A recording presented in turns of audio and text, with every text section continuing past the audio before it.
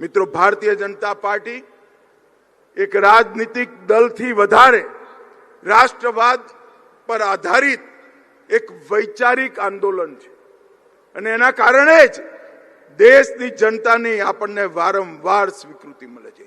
અને મિત્રો, આજ હું અહીંયા ભાવનગરમાં આવ્યો છું તો કાર્યાલયનું ઉદ્ઘાટન કરવા, હમણાં કોંગ્રેસી આ બધા ફરવા નીકળી પડ્યા છે.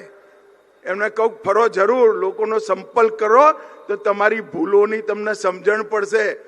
પણ સ્થાનિક સ્વરાજની ચૂંટણીમાં બિહારની જેમ સુપડા સાફ થઈ જવાના.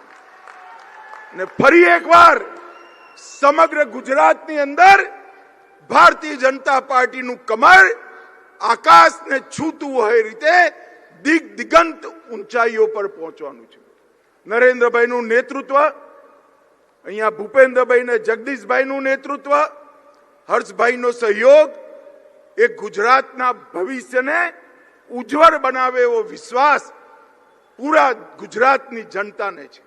અને ગુજરાતે તો 1990 થી ગુજરાત પ્રદેશ ભારતીય જનતા પાર્ટીએ પરાજય નથી જોયો. અને એ ખાલી આત્મવિશ્વાસથી નહીં, કાર્યકર્તાઓના સંખ્યાબળથી નહીં, જનતા જનાર્દનના સુખ દુઃખ સમજી એની જોડે ઉભા રહી અને એમને ખભે ખભો મિલાઈ કામ કરવાના કારણે થયું.